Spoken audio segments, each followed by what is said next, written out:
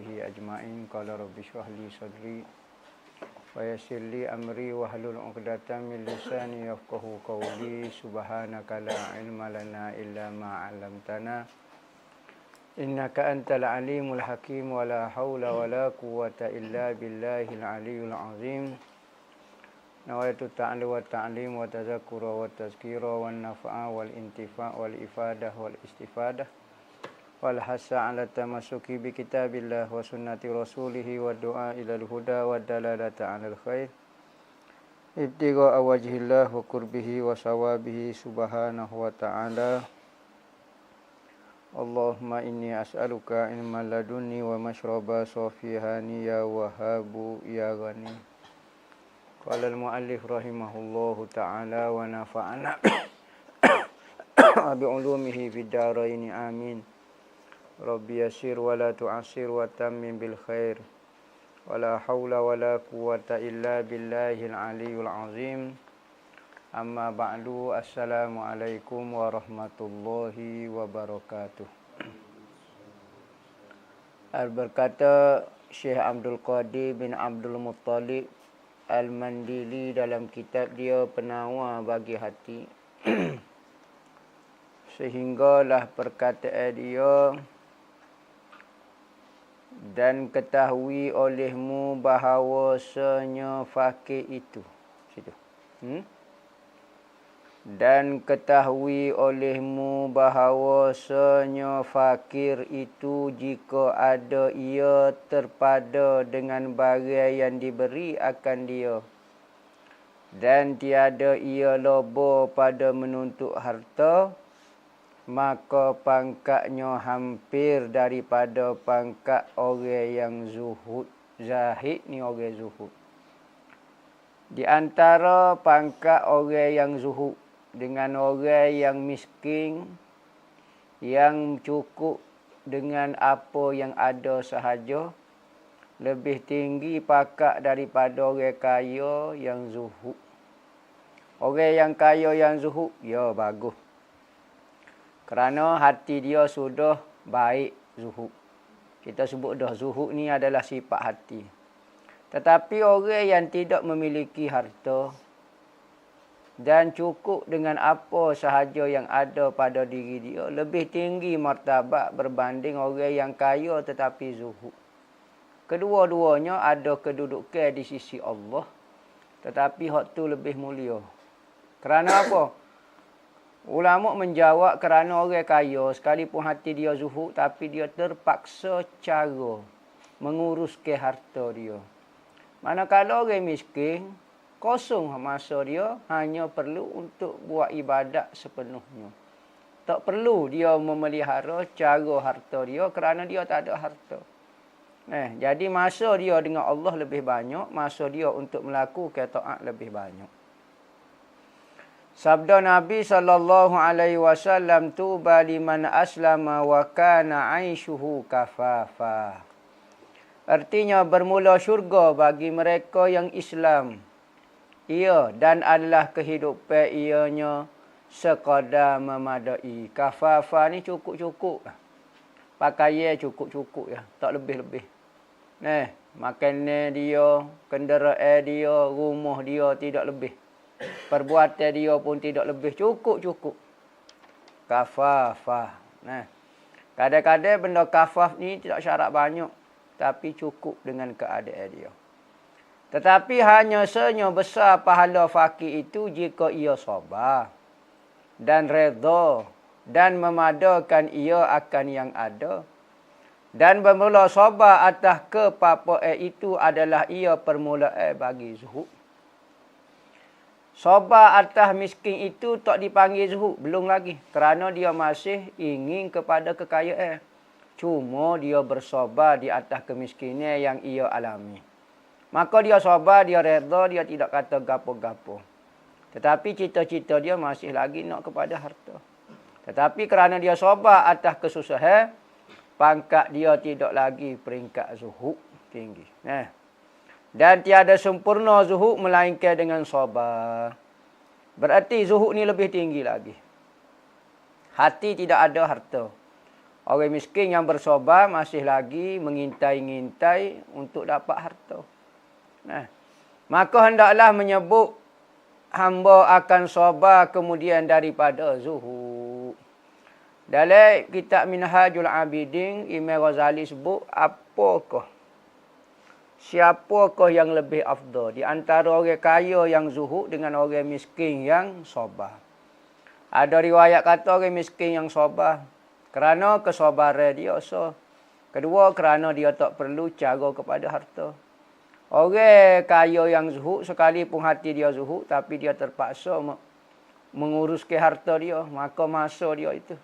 Ada ulama kata tak, orang yang zuhud lebih mulia daripada orang yang sabar. Kerana makan zuhud lebih tinggi daripada makam sabar. Sabar ni kita tak sih benar. Tapi kita nak sebaliknya. Tetapi terpaksa bersabar. Terpaksa diam di bawah perintah Allah. Nah, Tuhan takdir kita miskin. Kita nak kata guana, kita pun sabar. Maka makam lagu ni masih bersabar. Bersabar berarti kita menahan hati kita daripada mengkritik. Daripada tidak puas hati dengan Allah. Manakala zuhud, hati tenang dengan Allah Ta'ala. Nah, ada kata zuhud lebih tinggi. Ada kata sabar lebih tinggi bagi orang miskin. Bab yang keempat pada menyatakan sabar. Sabar. Zuhud sabar. Ketahui olehmu bahawanya sabar itu menahan diri daripada marah atas sesuatu yang tiada disukai. Itu sabar. Sabar maknanya menahan diri daripada marah ketika benda yang tidak disukai. Benda yang kita tak ingin berlaku juga, sabar. Jangan kita kritik, jangan kita kata apa-apa, tu sabar. Ada kata tu bukan sabar, tu halim. Halim ini bersabar ketika marah. Kalau kita marah, kita boleh tu panggil halim. Sifat halim, lemah lembut. Kalau sabar, lebih umum lagi.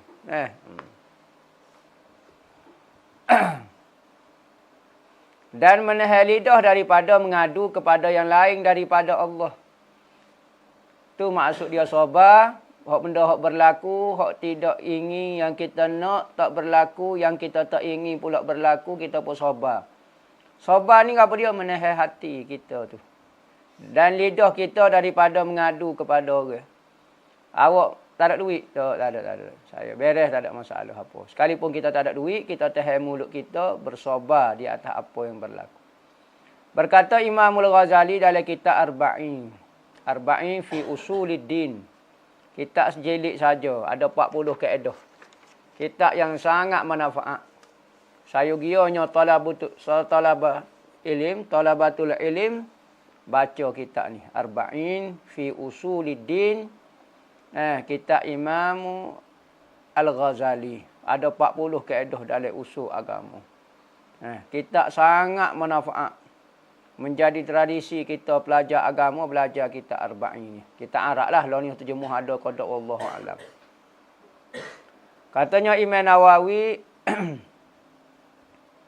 bermula hakikat sabar itu. Apa maksud sabar itu? Tetap yang membangkit akan agama pada melawan akan yang membangkitkan keinginan nafsu. Tetap yang membangkitkan sabar yang tetap satu perasaan sabar ataupun dalam bahasa Kelantan tahan diri itu yang membangkitkan akan agama. Tujuan agama melawan keinginan nafsu kita. Di antara keinginan nafsu dan keinginan untuk beragama, kita lebih bersabar di atas keinginan agama. Sekalipun nafsu kita nak muka lain, maka tu dipanggil sabar. Misalnya, tidur, nafsu kita nak.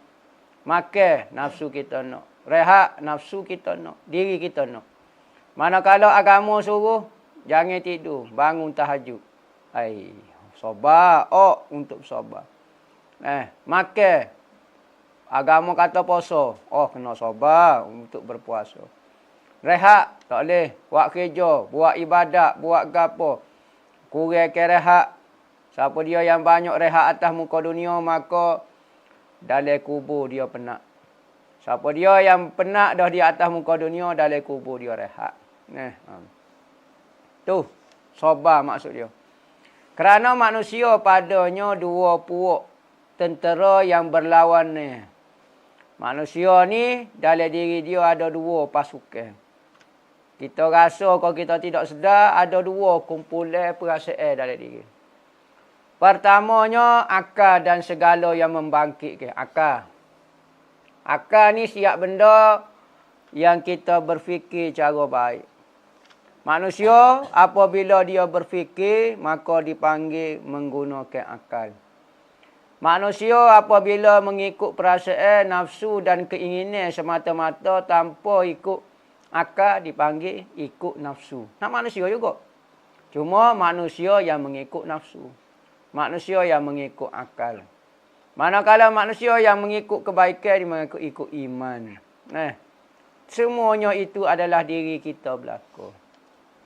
So, tentera, akal. Biasa orang ikut akal ni pertimbangan yang baik. Rasional dia panggil. Benda yang masuk akal, benda yang logik, benda yang gapo. Kedua, syahwat. Syahwat ni keinginan nafsu. Maka keinginan nafsu ini kadang-kadang di luar akal. Kita nak sesuatu, kita rela buat yang di luar akal. Di luar pertimbangan yang baik kita. Saya nak benda ni. Saya akan ambil lagu orang. Saya akan curi juga. Itu ikut nafsu.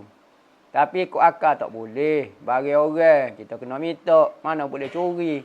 Tapi kalau nafsu nak. Nak kepada perempuan. Saya mesti nak perempuan. Akal kata tak boleh. Kita orang baik, kita kena minta dengan keluarga dia. Gini. Jadi akal dengan nafsu ni sentiasa ada tentera dia, bala tentera dia. Dan segala yang menyeru kepada nafsu ada berlakulah. Maka jika menang yang menyeru agama, nescaya telah hasil pangkat sabar. Siapa dia yang menang bahagian akal, bahagian itu, maka dia telah dapat gelaran sabar. Kerana tak ikut tentera nafsu, ikut tentera agama, ikut akal, maka orang ini dipanggil orang sabar. Dan bermula sabar itu fardu ain atas tiap-tiap mukallaf. Sabar tu hukum dia wajib. Jika sabar, kalau kita tak sabar menyebabkan kita buat maksiat, maka wajib bersabar atas maksiat. Wajib kau sunat sabar. Sabar atas apa dia? Sabar daripada nak melakukan maksiat. Itu wajib. Fardu ain. Wajib kena tahan masing-masing lah. Orang lain tak boleh tahan. Kita sendiri yang kena tahan. Sama ada sabar atas mengerjakan taat. Sabar weh. Sabar kita nak melakukan taat. Jangan buat tak sabar. Tak usah semaya. Lambat puasa tak usah. Sabar melakukan taat. Wajib hukum dia. Wajib fardu ain. Dia kata sabar mengerjakan taat yang wajib. Semaya fardu. Sabar wajib hukum dia. Dahlah semaya tu wajib. Sabar pula. Bersabar atas itu pun sabar. Atau sabar meninggalkan maksiat. Wajib fardu ain juga. Sabar meninggalkan. Atau sabar atas bala. Wajib juga. Kalau kita tak sabar dengan ketentuan Tuhan, hukum dia berdosa. Kita tidak sabar dengan apa yang Tuhan buat atas diri kita. So kita memberontak. Kita nak lepas perasaan kita lah ni. Maka hukum dia haram berdosa. Orang lah ni buat alasan saya anxiety. Saya gani. Jadi dia buat ikut perasaan dia. Dia tulis, dia kata, dia sumpah kepada orang ikut perasaan dia. Dia nak kecek ke apa dia. Alasan dia anxiety. Sabarlah. Allah Ta'ala juga uji perasaan itu kepada orang lain. Tapi orang lain boleh bersabar. Sebab apa awak tak boleh nak sabarnya? Kau awak alasan dengan Allah Ta'ala. Awak ingat awak lepas kau alasan itu dengan Allah Ta'ala. Orang lain pun boleh buat juga. Tetapi orang lain bersabar. Orang lain kawal perasaan dia. Kawal tangan dia. Kawal agoni dia. Tapi kita kata gini, sopoh ke orang lepas tu. Saya itu oleh saya anxiety saya. Anxiety paceruh. Wak alasan lagu tu belum tentu lepas dengan Allah. Tuhan tahu kita setara mana. Kerana kita selalu suka ikut nafsu, akhir sekali nafsu tu menjadi kuat dan menjadi kebiasaan kita. Hal tu jadi payah sikit. Sebab tu kena ajar lawan nafsu supaya nafsu tu tak mudah kita jadi ikut. Apabila kita tak biasa ikut nafsu, maka mudah kita untuk melawan dia. Tapi setiap kali nafsu nak kita ikut selalu. Ajar lawan insya-Allah lama-lama jadi mudah. Kirana kita ajar benda tu sebenarnya. Adapun sabar atas mengerjakan ibadat yang sunat dan sabar atas meninggalkan yang makruh dan yang haram, maka itu sunat bukan wajib. Sunat kita bersabar. Kita mengaji fardu ain lepas dah ngaji hak sunat pula. Sunat hukum dia bersabar belajar. Belajar ni kena sabar. Kalau orang tak sabar tak boleh ilmu. Sama ada sabar payah ataupun sabar masa. Masa tu kena sabar. 10 tahun, 20 tahun ngaji agama kena sabarlah. Kerana ilmu agama ni payah. Demikian juga sabar atas membalas akan barang yang menyakiti dan yang menzalim akan dikau, maka itu sunat juga. Orang kata kita senyap hukum dia sabar tu, sabar apa hukum dia wajib ke tak? Sunat. Kalau kita nak lawan juga atas dasar nak mempertahankan maruah kita. Ada hak nak sebut dah dulu. Kalau orang buat benda yang menyakiti kita, ada hak kita nak melawan dia, ada hak. Tak dosa berarti. Tetapi kalau kita sabar, dapat pahala. Kerana sunat bersabar. Dan manusia tak boleh nak sabar benda-benda lagu ni. Orang yang menyakiti dia, tak mungkin dia boleh sabar kalau dia lupa Allah. Jadi kalau dia ingat Allah, semua perbuatan yang berlaku di hadapan dia adalah perbuatan Allah. Hanya nak menguji diri dia. Setara manakah hati dia dengan Allah Ta'ala. Adakah dia reda? Adakah dia suka? Adakah dia gembira dengan perbuatan Tuhan atas diri dia? Atau tidak? Maka kalau orang tu fikir lagu tu, dia insya-Allah dia akan boleh bersabar atas orang yang menyakiti dia. Serahkan urusan tu kepada Allah. Tuhan pandailah nak beri pahala kau nak beri gapo. Tetapi pahalanya sangat besar. Sekalipun sunat atas orang yang menyakiti kita, sunat kita bersabar atas orang sakit hati, buat kita sakit hati, sekalipun sunat, tetapi pahala dia sangat besar. Kerana firman Allah Ta'ala, innama yuwaffas sabiruna ajrahum bighairi hisab. Artinya, hanya senya disempurnakan akan sekalian yang sabar, akan pahala mereka itu orang sabar tu dengan ketiadaan kira-kira banyaknya. Pahala bighairi hisab, tak boleh nak kira. Tuhan nak beri pahala. Dia tak royak 1 juta, dia tak royak 4 bilion, dia tak royak trilion. Tidak boleh terkira. Ada ibadat-ibadat Allah Ta'ala sebut pahala tu berapa-berapa. Tetapi kalau bak sabar, Tuhan nak royak sekalipun sabar tu sunat. Tetapi pahala dia bighairi hisab, dengan tidak boleh dikira. Banyak kalau Tuhan sendiri royak. Kita kalau orang miskin kata, dia mau boleh pitih mana? Banyak orang miskin sebut banyak tu. Orang miskin tak dia mikir. Kalau jutawan kata, awak niaga boleh mana? Bolehlah, banyak juga. Orang kaya sebut banyak-banyak mana tak tahu. Tuhan kata bighairi hisab. Allah Ta'ala kata tidak terkira banyaknya. Allah Tuhan royak banyak sungguhlah. Telah menghimpun Allah Ta'ala akan beberapa perkara bagi sekalian yang sabar yang tiada sempurna, ia akan dia bagi yang lain. Daripada mereka itu seperti apa tu? Seperti mengampuni dosa. Dalam bab sabar ni ada pahala yang tidak ada di dalam pahala benda lain. Antaranya siapa dia yang bersabar atas benda sekian-sekian, maka Tuhan ampun dosa dia. Ampun dosa ni penting. Kita ni buat apa tak boleh masuk syurga sebab dosa kita ada lagi. Maka kalau Tuhan kata saya ampun semua, syurga lah.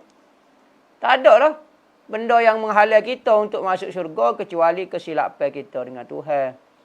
Apabila Tuhan buat dah kesilapan tu, hilang dah kesilapan dan dosa tu, nescaya tak ada halangan dah kita untuk mendapat syurga Allah Ta'ala. Dan rahmat kasih sayang Tuhan, Tuhan dah sayang kita gapo dia boleh berlaku. Dan pahala, macam-macam lah pahalanya. Dan jadi ikutan dan pertolongan. Dapat pertolongan Allah Ta'ala. Kerana firman Allah Ta'ala, ulaika alaihim salawatum mir rabbihim wa rahmatun wa ulaika humul muhtadun.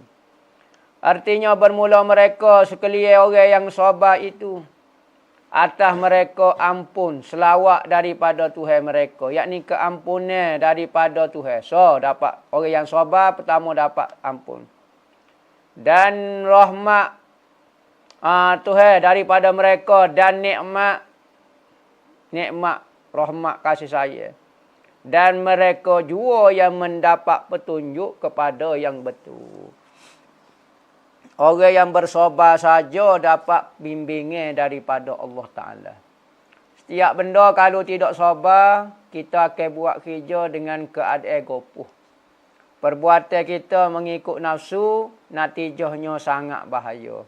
Manakala buat kerja dengan sabar, jangan cepat buat keputusan. InsyaAllah keputusan itu dibimbing oleh Allah Ta'ala. Itu sabar penting. Dan firman Allah Ta'ala, wasbiru innallaha ma'as sabirin. Artinya sabar oleh kamu kerana bahawasanya Allah Ta'ala beserta dengan sekalian yang sabar. Apabila satu peristiwa kita sabar, kita ikutlah gapo-gapo berlaku atas diri kita, kita sabar. Maka yakinlah kata Allah Ta'ala duduk dengan kita. Atas kesabaran kita tu, maka Allah Ta'ala duduk dengan kita. Duduk lagu mana?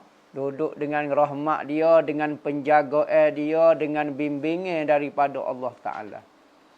Tapi kalau kita tak sabar, Tuhan tak duduk dengan orang tak sabar. Maka tindakan kita cukup bahaya apabila tidak dibimbing oleh Allah Ta'ala. Artinya menolong ia dan memelihara ia akan memereka itu. Tuhan akan tolong, Tuhan akan pelihara dia. Tu maksud Tuhan bersama dengan orang sabar. Yakni Tuhan akan pelihara diri dia. Tuhan akan tolong dia. Tu maksud Tuhan bersama dengan orang sabar. Firman Allah Ta'ala, وَجَعَلْنَا مِنْهُمْ أَئِمَّةً يَهْدُونَ بِأَمْرِنَا لَمَّا صَبَرُوا. Artinya dan menjadikan oleh kami, yakni Allah, akan setengah daripada mereka itu. Akan beberapa ikutan a'immah. Kami jadikan mereka sebagai imam, sebagai pemimpin, sebagai ikutan yang menunjuki mereka dengan perintah kami. Dia berpandukan dengan perintah kami. Ketika mana dia menjadi ketua yang mendapat petunjuk, lama sabaru. Tak kalau sabar mereka itu, nescaya Allah Ta'ala akan bimbing.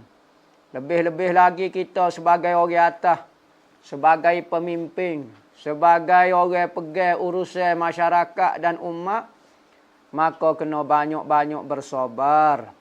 Kerana Allah Ta'ala bersentiasa dengan orang sabar, Tuhan akan tolong pengurusan kita, Tuhan akan tolong kerja kita. Jangan tidak sabar dengan tikah laku rakyat, tikah laku orang bawah, kerana tradisi dia dah orang bawah tu perangai dia lagu tu dah. Sebagaimana kita duduk bawah dulu pun kita lagu tu juga. Dan kita naik atas baru kita tahu apa dia ni memimpin. Maka orang bawah ni tradisi dia lagu tu dah. Dia kecek kursi, dia goni, tak tahu kok mana maklumat tak betul punya kecek. Maka kalau kita bersabar, insya-Allah Tuhan akan tolong kita. Peliharaan Tuhan dan pertolongan Tuhan. Dan firman-Nya Allah Ta'ala, innama yuwaffas sabiruna ajrahum bighairi hisab. Artinya senyap disempurnakan akan sekalian yang sabar akan pahala mereka itu dengan ketiadaan dikira-kira. Terlalu banyak janji daripada Allah. Sungguhnya telah menyebut Allah Ta'ala akan sabar di dalam Al-Quran. Lebih daripada 70 tempat. Perkataan sabar tu ada dalam Quran 70 tempat. Dan sabda Rasul sallallahu alaihi wasallam, fi sabri ala ma takrahu khair.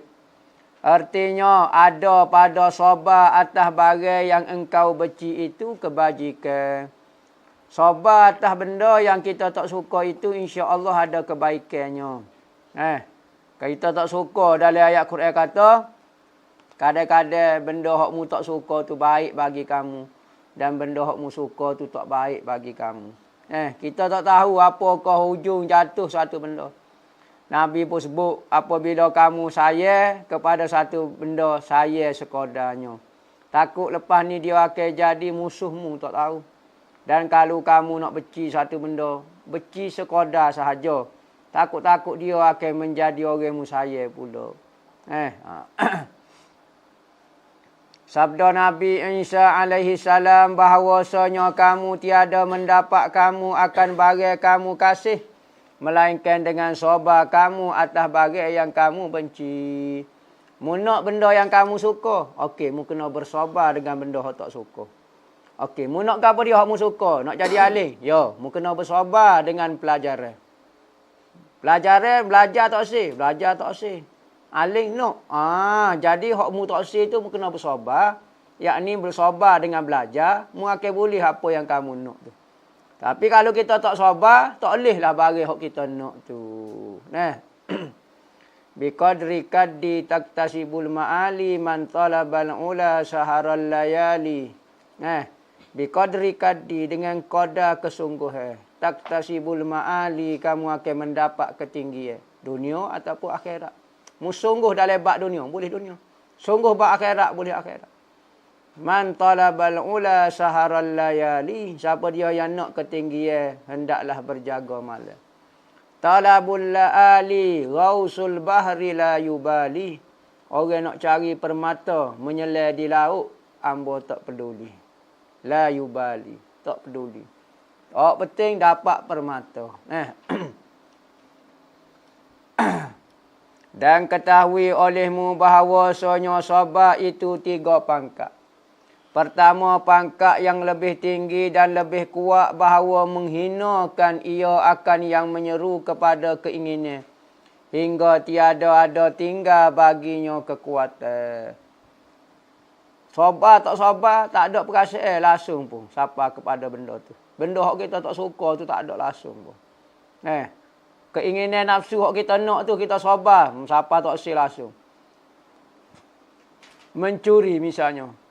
Kita benci, kita sabar atas mencuri, siapa tak sih langsung, benci dia langsung. Tak ada keinginan langsung dah kepada mencuri. Dan tiada dapat sampai kepada ini pangkat melainkan yang mengekalkan sabar.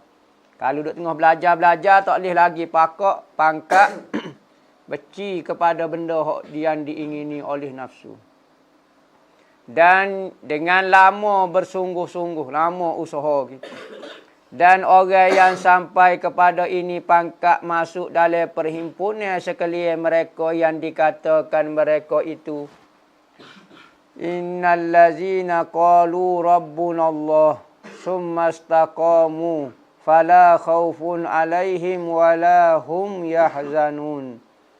Artinya bahawasanya mereka yang berkata, kata apa? Tuhan kami, Rabbana, Rabbunallah.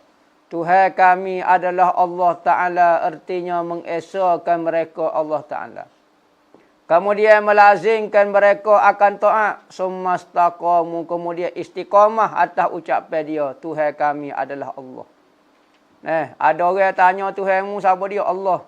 Tetapi tidak istiqamah hati dia atas ucapan dia sana. Orang yang sentiasa istiqamah, hati dia sentiasa istiqamah. Menyatakan Tuhanku adalah Allah, dialah paling hebat. Lah ni kita tanya Tuhan Allah Ta'ala belaka, tapi hidup kita, tai makan, tai minum, tai gapo, Tuhan kita Allah ke kita Tuhan? Nak suruh apa berlaku ikut diri kita. Nak suruh gini, semua nak ikut hawa nafsu keinginan kita. Sedangkan kita kata Tuhan kita adalah Allah. Sepatutnya gerak-geri kehidupan kita berpaksi ke Tuhan kita adalah Allah. Nak makan, lagu mana kalau Tuhan kita Allah, kita makan nasi lagu mana? Makan kena beradab. Makan tengok rezeki tu bersyukur. Allah terima kasih Tuhan kerana beri hamba makan. Hamba tak ada kekuatan. Ya Allah, ya Tuhanku, kalau mu tak beri makan kat aku. Jadikanlah benda ni sihat kepada tubuh hamba. Ni orang kata Rabbun Allah. Tuhan aku adalah Allah. Summastaqamu, kemudian istiqamah atas ucapan tu. Kita ni tahi mari, tahi tak mari lah. Nah. Maka tiada ada ketakutan. Apabila orang lagu ni tidak takut dia. Sebab dia yakin Tuhan dia Allah. Tidak akan berubah daripada perancangan Allah Ta'ala kejadian apa yang berlaku. Sekalipun hancur tubuh batin tubuh dia, tetapi tetap dia yakin semua itu takdir Allah Ta'ala. Tuhan aku adalah Allah. Atas mereka tiada mereka duka cita, tak rasa sedih pun. Kerana dia tahu dah segala perancangan Tuhan dia akan terjadi. Tak perlu sedih, tak perlu gapo kata. Kerana apa yang ditakdir Tuhan pasti berlaku. Tak payah nak menyesal atas satu benda, tak merasa rugi atas satu benda. Dan mereka itu diseru dengan dia, ya ayyuhan nafsul mutmainnah wallah.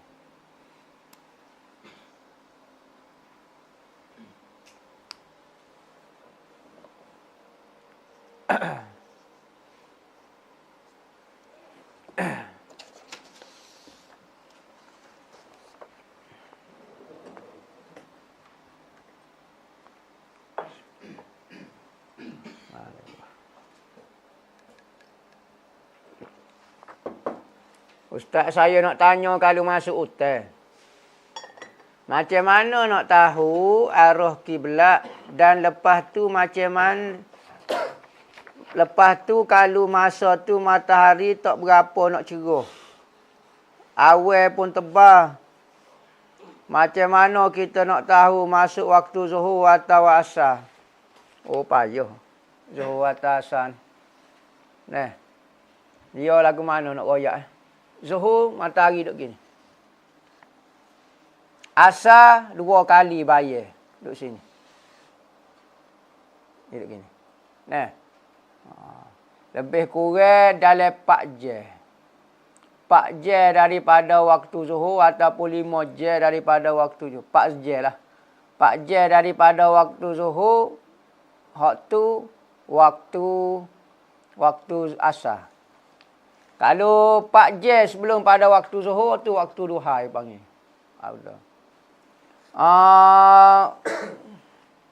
Lebih kurang gitu. 70 minit sebelum daripada maghrib, waktu rembang. Waktu balik kau ni, waktu sebelum naik matahari. Sebelum ke apa dah? Matahari waktu start waktu duha. 80 minit lebih kurang lepas pada waktu subuh. Lagu tu. Subuh balik kau ni.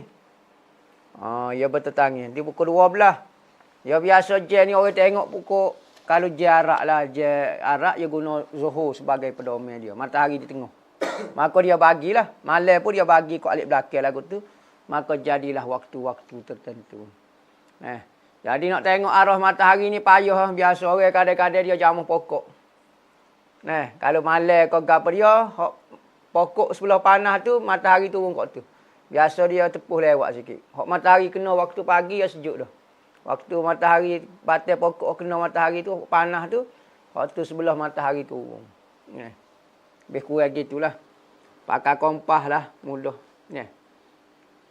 Ustaz, jika nak sujud sawi kena niat bila? Lepas baca tahiyat sebelum sujud ke? Ya, sebelum sujud.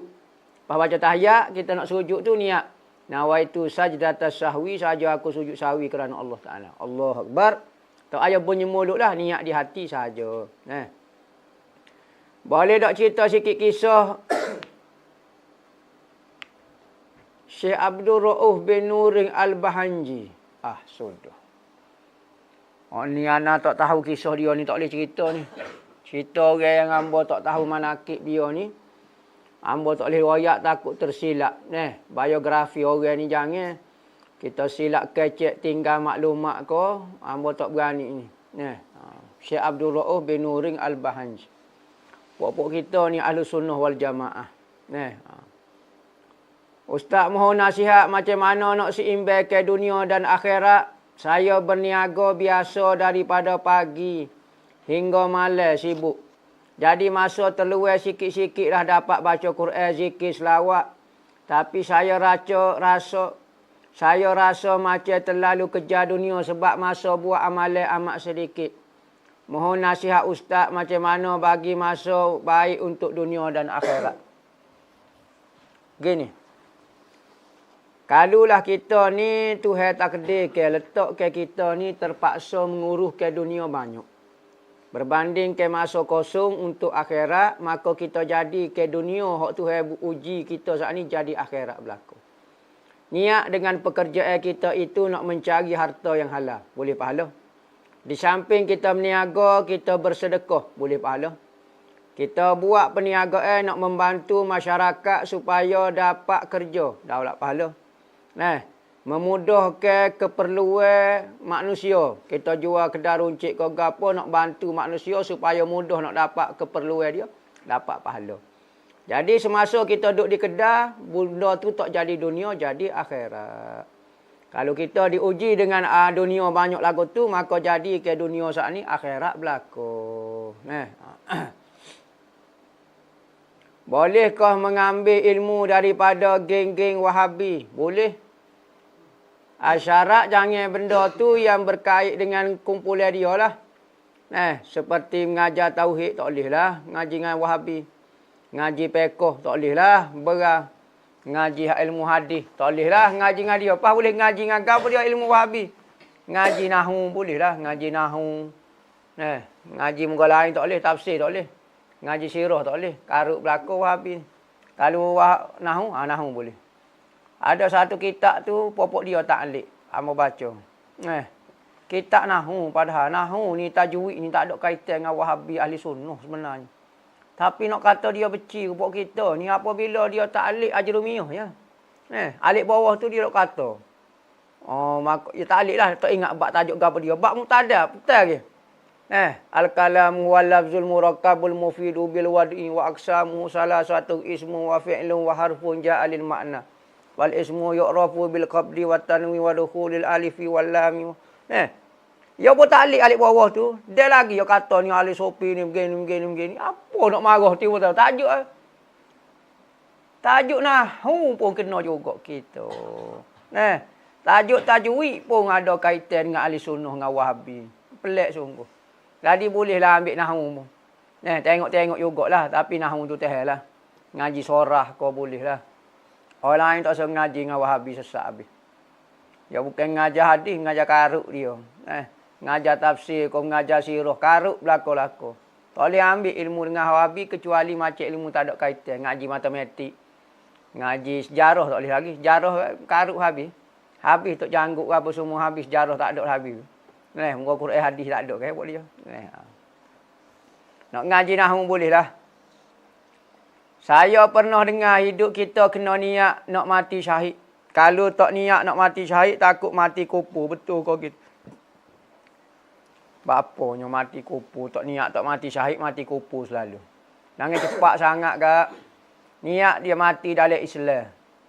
Maka mati dalam Islam ni sama ada mati syahid ataupun mati tidak syahid. Penting mati kita berakidah, berpegang teguh dengan kepercayaan kita Allah sebagai Tuhan kita, Nabi Muhammad sebagai Nabi kita. Maka berapa banyak ulama tak mati syahid? Maka tak ada jadi kupu ke apa dia. Jangan kita sempitkan ruang, lorong untuk bertemu Allah. Jangan kita buat satu lorong ni hanya untuk bertemu Allah. Yang Tuhan reda. Lorong lain banyak lagi. Salah satunya mati syahid. Ya betul. Tapi kita jangan buat lorong tu saja. Ada orang mati sebagai orang alim. Ada orang mati sebagai pelajar ilmu. Ada orang mati sebagai orang yang berguna untuk masyarakat.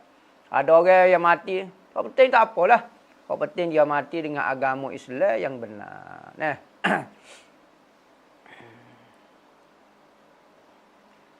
Tuan guru, anak saya ni umur 8-9 tahun dah. Pelak.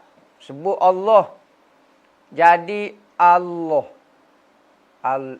Sebut Allah. Jadi Allah. Salah apa? Allah lah salahnya. Allah tu salah. India, Pakistan sekira. Asyhadu an la Allahu akbar Allah. Dia memang tak boleh sebut Allah tu tak boleh ya sebab pelak lidah dia. Jadi betul dah lah sebut Allahnya. Alif lam bunyi al. Leho bunyi Allah. Allah tu baca dia. Jangan baca Allah. Le bagi atas asal bunyi lah. Tapi apabila di kalimah Allah bunyi Allah. Tak bunyi lah. Asalnya le bagi atas. Kalau kata bismillah, kalau ikut guna lain jadi lah dia. Tapi kalau Allah bunyi Allah.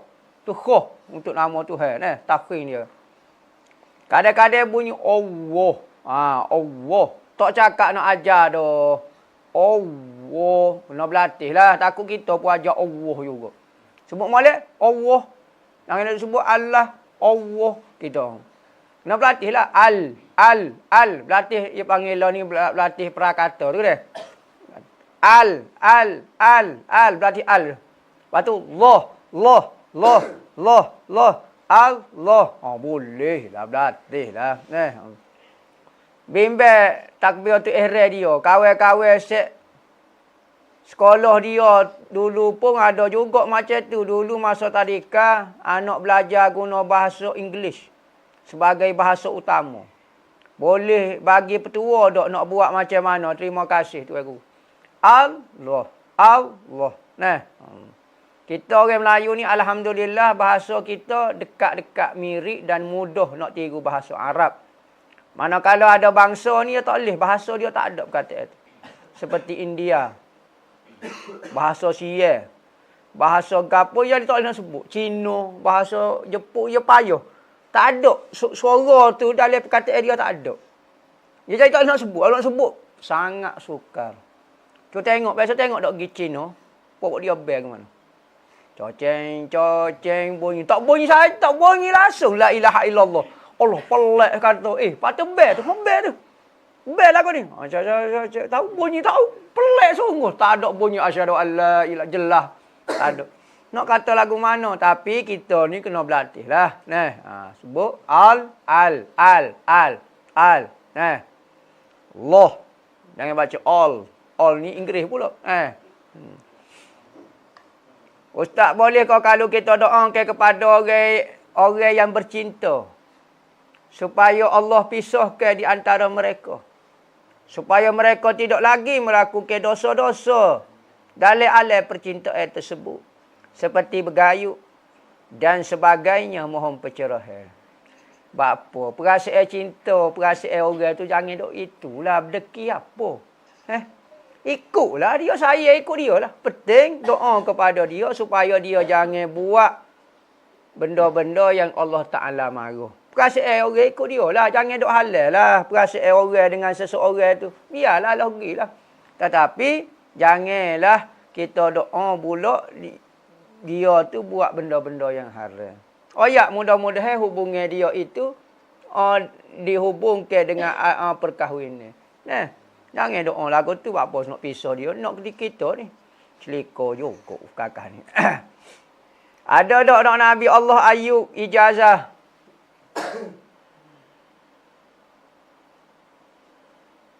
Ini masaniyadur. Betul tak? Kau tak ingat.